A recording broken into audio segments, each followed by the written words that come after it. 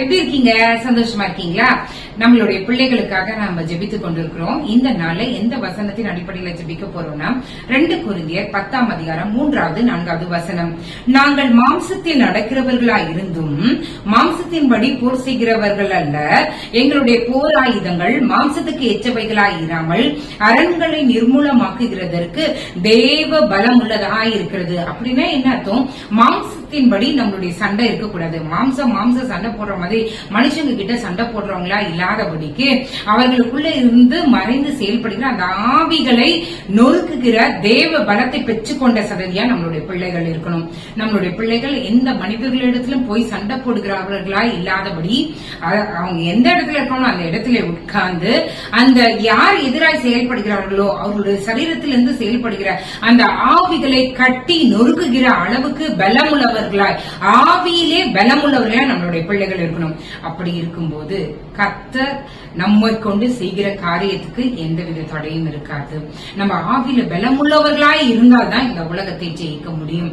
ஆவியில பலம் இல்லைன்னா தோல்வியுள்ள வாழ்க்கையை தான் நம்ம தழுவிக்கொள்வோம். இன்றைக்கு நம்ம பிள்ளைகள் ஜெயமுள்ளவர்களாய் தேவ பலன் உள்ளவர்களாய் மாம்சத்துக்கு ஏற்றது போல சண்டை போடாதபடி அரண்களை முறிக்கத்தக்கதாக மனிதர்களுக்குள்ளே இருக்கிற ஆவிகளை முறியடிக்கிறவர்களாய் நொறுக்குகிறவர்களாய் இருக்கிற தேவ பலன் உள்ளவர்களாய் நாமும் நம்மளுடைய பிள்ளைகளும் இருக்கும்படியாய் கர்த்தரை நோக்கி ஜெபிப்போம். எங்களை நேசிக்கிற நல்ல பரமபிதாவே, அப்பா எங்களுக்கு தேவ பலனை தாங்க. இந்த ஆவிகளை நொறுக்குகிறதற்கான தேவ பலத்தை நீங்க தாங்க ஆண்டவரே. அப்பா உண்மையாய் உண்மையாய் உண்மையாய் உண்மையாய் ஆண்டவரே நாங்கள் உண்மை பிடித்துக் கொள்ள உண்மை பற்றி கொள்ள உண்மையை சார்ந்திருக்க எங்களுக்கு உதவி செய்யுங்க ஆண்டவரே.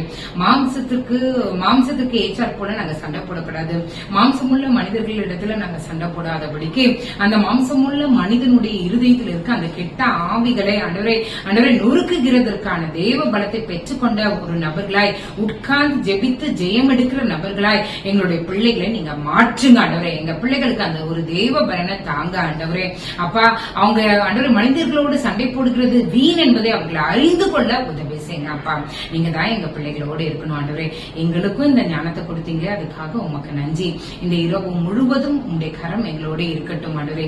எங்களுடைய பிள்ளைகளோ நாங்களோ மாம்சமான மனிதர்களிடத்துல சண்டை போடுறதை காட்டிலும் அந்த ஆவிகளை ஆண்டவரே நொறுக்குகிற அளவுக்கு ஆண்டவரே தேவ பலன் உள்ளவர்களாய் நாங்கள் ஆண்டவரே உட்கார்ந்து ஜெபித்து அந்த ஆவியை நொறுக்க ஆண்டவரே நீர் எங்களுக்கு உதவி செய்யுங்க ஆண்டவரே. நீர் எங்களோடு இருந்து வழி நடத்துங்க. நாங்க கேட்டதையும் கேட்க மறந்த எல்லாவற்றையும் ஒப்படைக்கிறேன். இயேசுவின் மூலம் ஜெபம் கேளும் நல்ல பரமபிதாவே. ஆமேன் ஆமேன் ஆமேன். நம்மளுடைய பிள்ளைகள் நிச்சயமாகவே அந்த ஆவிக்குரிய யுத்தத்துல கர்த்தரை முன்னிறுத்தி வெற்றி சிறக்கிறவர்களாய் கர்த்தர் நம்மளுடைய ஜெபத்தை ஏற்றுக்கொண்டு மாற்றுவாராக. கர்த்தருடைய நாமம் மகிமைப்படட்டும். God bless you.